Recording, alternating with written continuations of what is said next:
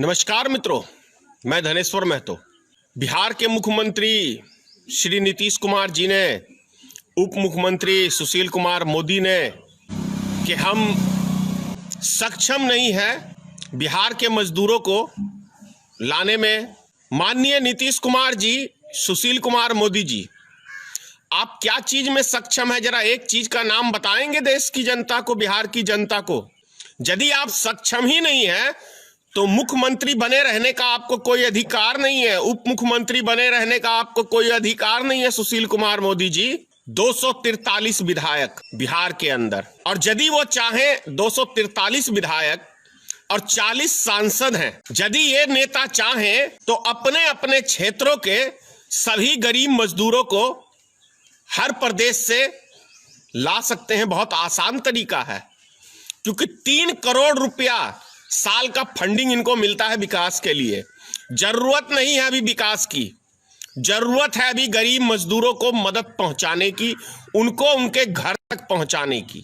यदि 1 साल में रोड नहीं बनेगा तो कोई किसी का कुछ बिगड़ नहीं जाएगा, लेकिन अभी उन गरीब मजदूरों को मदद नहीं पहुंचेगी तो उनका बहुत चीज बिगड़ जाएगा, नुकसान हो जाएगा।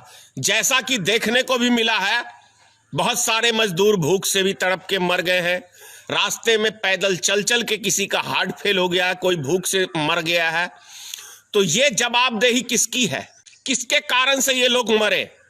और जो आज दर दर की ठोकरें खा रहे हैं, भटक रहे हैं रास्ते में, कोई पुलिस वाला उनको पीटता है, कहीं कोई पीटता है और कोई अरेस्ट हो जाते हैं, तो इसके जिम्मेदार कौन है? इस देश का प्रधानमंत्री नरेंद्र मोदी है, प्रदेश का मुख्यमंत्री श्री नीतीश कुमार है, उप मुख्यमंत्री सुशील कुमार मोदी है। अरे जब 15 साल के अंदर बिहार के अंदर एक इंडस्ट्री नहीं लगा सके नीतीश कुमार जी, 10 व्यक्तियों को आप रोजगार नहीं दे सके, तो आपको इस पद पे बने रहने का कोई राइट नहीं है। बात करता हूं मैं आज सुशील कुमार मोदी के ऊपर। ये बिहार का एक ऐसा उप मुख्यमंत्री है अभी तक के इतिहास में जो उप मुख्यमंत्री सुशील कुमार मोदी क्रिमिनल से माफी मांगता है। क्रिमिनल से सोच लीजिए इसकी पावर क्या है, इसकी हैसियत क्या है, इसकी औकात क्या है कि क्रिमिनल के आगे घुटने टेक देता है। तो क्या ऐसे व्यक्ति को मुख्यमंत्री बने रहने का अधिकार है? जो मुख्यमंत्री कह दे कि हमारे पास कोई सक्षम ही नहीं है किसी भी चीज की व्यवस्था की, आपको क्या हक है मुख्यमंत्री बने रहने का? मैं तो समझता हूं जल्द से जल्द इस्तीफा दे देना चाहिए। किसकी जिम्मेदारी है बिहार के मजदूरों को लाने की? केंद्र सरकार की, राज्य सरकार की। और केंद्र सरकार की जिम्मेदारी पूरी बनती ही है, क्योंकि लॉकडाउन करने का निर्णय केंद्र सरकार का था, उसको सब सहयोग दिए हैं। तो केंद्र सरकार की जिम्मेदारी बनती है कि हर मजदूर को उनके घर तक पहुंचाने की भी। 1 सप्ताह के लिए, सिर्फ 1 सप्ताह के लिए हिंदुस्तान के कोने कोने से स्पेशल ट्रेनें चलाई जाएं तो एक एक व्यक्ति अपने अपने घर पहुंच जाएगा, अपने अपने घर परिवार के पास पहुंच जाएगा। बहुत आसान तरीका है। अरे जब 4 महीने हो गए, क्या कहते हैं इसको, महामारी को फैले हुए, और 3 महीना बीतने के बाद हिंदुस्तान में लॉकडाउन हुआ, तो 1 हफ्ता यदि लॉकडाउन नहीं करते प्रधानमंत्री जी, तो कुछ नहीं बिगड़ जाता। कोई ऐसा नहीं है कि लॉकडाउन करने से भारत में बीमारी नहीं फैली है, बीमारी तो फैली है आपकी गलतियों से। तो ये कोई जरूरी नहीं है। सुशील कुमार मोदी बिहार के उप मुख्यमंत्री, आप यहीं से अंदाजा लगा सकते हैं कि जो बिहार में घोटाला हुआ था भागलपुर के अंदर बैंक का सृजन घोटाला, उसकी डायरेक्टर सुशील कुमार मोदी की बहन थी। कैसे उस घोटाले को दबा दिया गया। और देखिए, ये सुशील कुमार मोदी 20-22 साल पहले एक लमलेटा एक स्कूटर होता है पुराने जमाने का, उसके ऊपर ये घूमता था व्यक्ति, उसके ऊपर ये घूमता था। अचानक से देखिए, अभी पटना में एक विशाल मॉल बन रहा है, एक विधायक, एक उप मुख्यमंत्री, अरबों रुपए का वो मॉल बन रहा है। कितने ईमानदार हो सुशील कुमार मोदी, इसकी जानकारी दोगे कि ये मॉल किसके नाम पे बन रहा है? बिहार की जनता को कहां से आ रहा है आपके पास पैसा? ऐसा कौन सा उद्योग आपका खुला हुआ है? अभी आपने कुछ दिन पहले बिहार में जो अपराध बढ़ रहा था, क्रिमिनलों के आगे आपने घुटने टेक दिए थे। अभी जब बिहार के मजदूर बाहर प्रदेशों में फंसे हुए हैं तब आप घुटने टेक दिए। तो ऐसे मुख्यमंत्री का क्या आरती उतारेगी जनता? क्या जूतों से मारेगी ऐसे मुख्यमंत्रियों को? जूते के स्वागत के योग्य हो। क्योंकि यदि किसी व्यक्ति को बुरे समय में मुख्यमंत्री उप मुख्यमंत्री मदद ही नहीं कर सकता है तो क्या चीज के लिए मुख्यमंत्री बने हो? बिहार में दारू बंद किया, घर घर में दारू बिक रहा है, सब जगह दारू मिलता है। क्या चीज कंट्रोल हुआ है नीतीश कुमार जी आपसे बिहार में? बताइए, ऐसा कौन सा डिपार्टमेंट है? शिक्षा विभाग का बुरा हाल, स्वास्थ्य विभाग का बुरा हाल, दारूबंदी की दवा के दारू बिक रहा है पूरे बिहार में। 15 साल से कंटिन्यू सत्ता में हो, एक उद्योग तक नहीं लगा पाए। आज यदि बिहार मजदूर फंसे हुए हैं तो आपने हाथ खड़े कर दिया कि हम सक्षम नहीं है लाने के लिए। तो क्या आरती उतारने के लिए मुख्यमंत्री बने हैं? आपकी आरती उतारेगा जनता? ऐसे मुख्यमंत्री को, ऐसे उप मुख्यमंत्री को, ऐसे प्रधानमंत्री को जो भस्मासुर है इस देश का प्रधानमंत्री, सभी चीज को भस्म कर चुका है। अभी तक सारी विकास दर, सभी चीजें, जितनी इंडस्ट्री थी, सब काम धंधा ये प्रधानमंत्री बंद करके भस्मासुर का रोल अदा कर रहा है भारत के अंदर। अरे जो सब चीज का सत्यानाश कर दे उसी का नाम भस्मासुर है ना। क्यों नहीं कहे प्रधानमंत्री को भस्मासुर? यदि किसी मजदूर की जान नहीं बचा सकते, उनको मौत के हवाले कर रहे हो तो भस्मासुर ही कहेंगे ना आपको।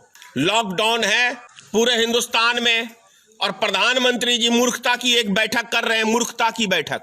विकास दर बढ़ा रहे हैं। भाई क्या चीज का विकास दर इस लॉकडाउन के अंदर बढ़ रहा है? ये मूर्खता का ही प्रमाण है ना। जब सारे कारखाने हिंदुस्तान के बंद हैं तो कौन सा विकास दर हो रहा है? जब जनता भूख से मर रही है देश में तो कौन सा विकास दर हो रहा है? जब किसान का फसल ही नहीं सरकार खरीदने में सक्षम है तो कौन सा विकास दर हो रहा है? 2022 का जो आप देते थे भाषण ना लंबा लंबा, 2022 के अंदर इस देश का वो बेड़ा गर्क 2022 तक होगा कि आने वाले 100 साल में भी देश नहीं संभलेगा नरेंद्र मोदी जी। क्योंकि किसी भी तरह का दिमाग नहीं है देश चलाने का, है ही नहीं। कोई चीज संभालने का दिमाग नहीं है नरेंद्र मोदी के पास। हाँ, झरना वो क्या मन की बात सुनाने का है, लेकिन विकास संभव नहीं है नरेंद्र मोदी जी। इतिहास ही नहीं है आपका। अरे विकास, वो गुजरात मॉडल दिखा के लड़े थे ना चुनाव, तो अंग्रेजों के जमाने के अंदर 10,000 कारखाने गुजरात के अंदर जब आजादी देश को मिली थी उस टाइम में था। कोई अनोखा काम नहीं किया है। और किसी एक शहर, कोई शहर अगर है, बंदरगाह जितने भी हिंदुस्तान में, वो शहर बहुत पुराने जमाने से है। तो इसमें कोई नरेंद्र मोदी का बहुत बड़ा योगदान नहीं है।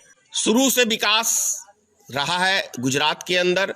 उस मॉडल को दिखाया था तो फिर गुजरात की जो किसान है वो आत्महत्या क्यों करते हैं?